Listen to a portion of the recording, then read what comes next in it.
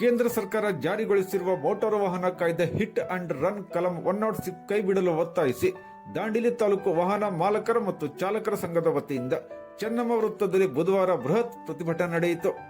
ಇಲ್ಲಿನ ವಿವಿಧ ವಾಹನಗಳ ಮಾಲಕರು ಮತ್ತು ಚಾಲಕರು ಚೆನ್ನಮ್ಮ ವೃತ್ತದಲ್ಲಿ ಸಮಾವೇಶಗೊಂಡು ಹಿಟ್ ಅಂಡ್ ರನ್ ಕಾಯ್ದೆ ವಿರುದ್ಧ ಘೋಷಣೆಗಳನ್ನು ಕೂಗಿದರು.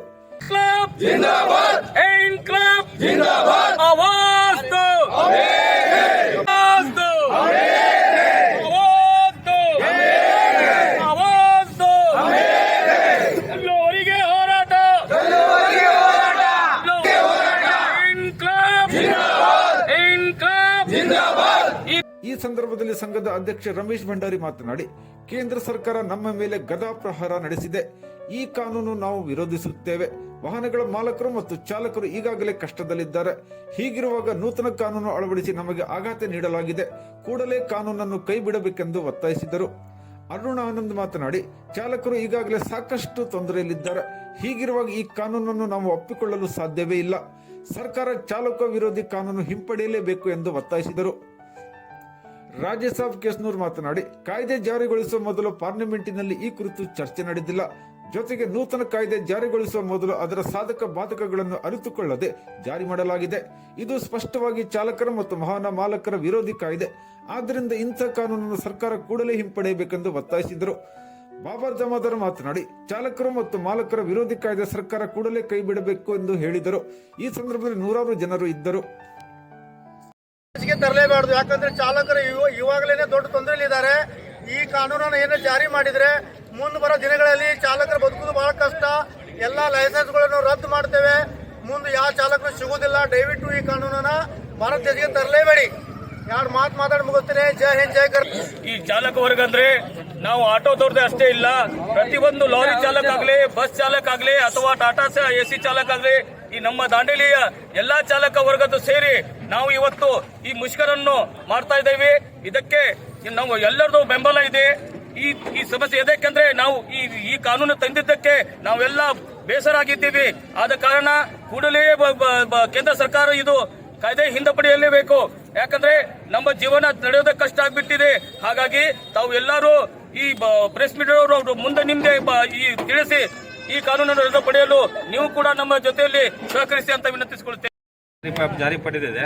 ಅದಕ್ಕೆ ನಾವೆಲ್ಲ ಚಾಲಕರು ಸೇರಿ ನಾವು ವಿನಂತಿ ಮಾಡಿ ಕೇಳ್ಕೊತೇವೆ, ಈ ಕಾನೂನನ್ನ ಹಿಂದೆ ಪಡೆಯಲೇಬೇಕು. ಹಾಗೂ ನಮ್ಮ ಚಾಲಕರಿಗೆ ಮುಂದೆ ಬರೋ ದಿನದಲ್ಲಿ ಅವ್ರು ಬಹಳ ಕಷ್ಟ ಅನುಭವಿಸಬೇಕಾಗತ್ತೆ. ಅದಕ್ಕೆ ನಾವೆಲ್ಲ ಚಾಲಕರು ಸೇರಿ ಇದಕ್ಕೆ ಒಂದು ಮಸ್ಕಾರ ಮಾಡಿದ್ದೀವಿ. ಅದಕ್ಕೆ ನಾವು ಇದು ಕಾಯ್ದೆಯನ್ನು ಹಿಂದೆ ಪಡೆಯಲೇಬೇಕಂತ ವಿನಂತಿ ಮಾಡಿ ಕೇಳ್ಕೊತಾ ಇದ್ದೇನೆ. ಅರ್ಧ ನಿಮಿಷ ಬೇರೆ ಯಾವ್ದು ಬೇಡ, ಡೈರೆಕ್ಟ್ ವಿಷಯಕ್ಕೆ. ಈ ಕೇಂದ್ರ ಸರ್ಕಾರ ಏನು ಹಿಟ್ ಅಂಡ್ ರನ್ 2023 ಜಾರಿಗೆ ತಂದಿದೆ, ಅದೆಲ್ಲ ನಾವೆಲ್ಲ ಗಮನಿಸಿದಾಗ ಅದು ನಿಯಮಗಳನ್ನ ಗಾಳಿ ತೂರಿ ಜಾರಿಗೆ ತಂದಾಗ ಅನಿಸ್ತಾ ಇದೆ. ಇದರ ಬಗ್ಗೆ ಪಾರ್ಲಿಮೆಂಟ್ ಅಲ್ಲಿ ಸಾಕಷ್ಟು ಚರ್ಚೆ ಆಗಿಲ್ಲ. ವಿರೋಧ ಪಕ್ಷಗಳು ಎಂಪಿಗಳು ಎಲ್ಲ ನಿಲಂಬನ ಆದಾಗ ಈ ಕಾಯ್ದೆಯನ್ನು ತಂದಿದ್ದಾರೆ. ಯಾವುದೇ ಕಾಯ್ದೆ ಸರ್ಕಾರ ತಂದ್ರೆ ಅದು ಜನೋಪಯೋಗಿ ಆಗಬೇಕು. ಆದರೆ ಈ ಕಾಯ್ದೆಯಿಂದ ಜನೋಪಯೋಗಿ ಇಲ್ಲ, ಕೋಟ್ಯಾಂತರ ಚಾಲಕರಿಗೆ ಇದರಿಂದ ಸಮಸ್ಯೆ ಆಗ್ತದೆ. ಅದಕ್ಕಾಗಿ ಕೇಂದ್ರ ಸರ್ಕಾರ ಈ ಕಾಯ್ದೆಯನ್ನ ತಕ್ಷಣ ವಾಪಸ್ ಕೊಡಬೇಕಂತೇಳಿ ಕೇಂದ್ರ ಸರ್ಕಾರ ಕೇಳ್ಕೊತಾರೆ.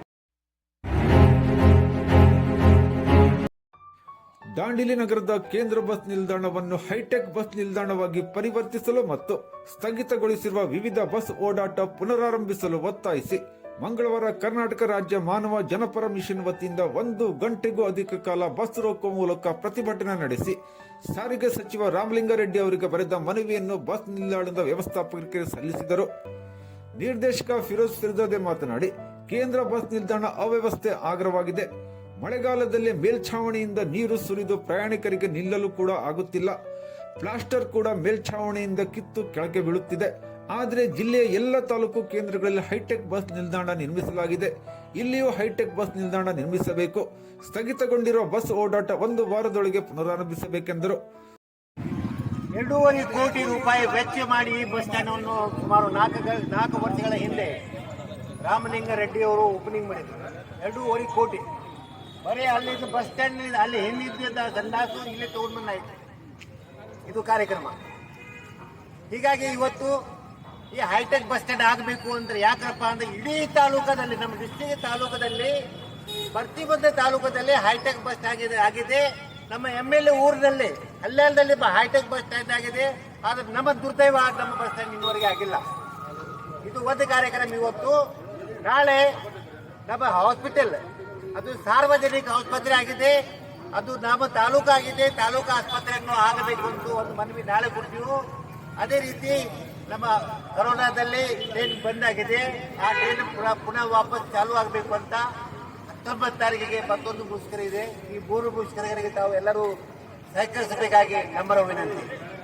ಎಲ್ಲ DC, SP ಮತ್ತು ಪೊಲೀಸರಿಗೆ ಈ ಮೆಮೊರಂಡಮ್ ಕೊಡಲಾಗಿದೆ.